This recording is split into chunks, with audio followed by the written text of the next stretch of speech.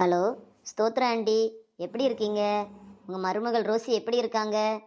கர்த்தருடைய கிருபையில நல்லா இருக்கிறம்மா. ரோசி மாதிரி ஒரு மருமக கிடைக்க நான் கொடுத்து வச்சிருக்கணும். அப்படியா? அவ்வளோ உயர்ந்த குணமா அவளுக்கு? ஆச்சரியமா இருக்குதே.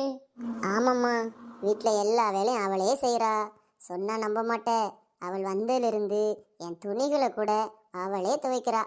அப்படின்னா பார்த்துக்கேன். பரவாயில்லையே, இந்த காலத்தில் இப்படி ஒரு மருமகளா? எனக்கு உடனே வந்து உங்கள் மருமகளை பார்க்கணுன்னு தோணுது. சரிம்மா, நீ நாளைக்கே வந்து என் மருமகளை பாரு. அப்போ தான் உனக்கு என் மருமகளோட நல்ல குணம் உனக்கு தெரியும். வாங்க சிஸ்டர், உட்காருங்க. அத்தை வீட்டில் இல்லையே, உங்கள் சர்ச்சுக்கு போயிருக்கிறாங்க. பரவாயில்லம்மா, நான் உன்னை பார்க்க தான் வந்தேன். நீ உங்கள் மாமியாரை ரொம்ப நேசிக்கிறியான், அவங்கள எந்த ஒரு வேலையும் செய்ய விடலையாம், அவங்க துணியெல்லாம் கூட நீயே துவைச்சிக்கிறியான். மாமியார் மெச்சுற மருமகளா நீ இருக்கிறத கேள்விப்பட்டேன். அதனால தான் உன்னை பார்த்துட்டு போகலான்னு வந்தேன். அதெல்லாம் ஒன்றும் இல்லை. எங்கள் அத்தை துணி துவைச்சா ஏகப்பட்ட சோப்பு சர்ப்பெல்லாம் வேஸ்ட் பண்ணுறாங்க. தேவைக்கு அதிகமாக தண்ணியையும் காலி பண்ணுறாங்க.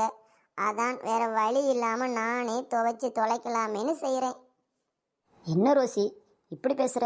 ஒரு மாமியார்னு ஒரு மதிப்பு கொடுக்காம பேசுகிற. உன்னை பற்றி உங்கள் மாமியார் எவ்வளோ பெருமையாக என்கிட்ட சொன்னாங்க தெரியுமா? எல்லா வேலையும் என் மருமகளே செய்கிறான்னு உன்னை குறித்து எவ்வளோ சந்தோஷமாக அவங்க பேசுனாங்க.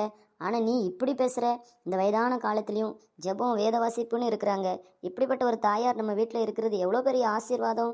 கர்த்தருடைய வசனம் சொல்லுது, யாத்ராகமம் 20:12, பூமியில் உன் வாழ்நாள் நீடித்திருக்கணும்னா உன் தகப்பனையும் உன் தாயையும் கனம் பண்ணுன்னு சொல்லப்பட்டு இருக்குது.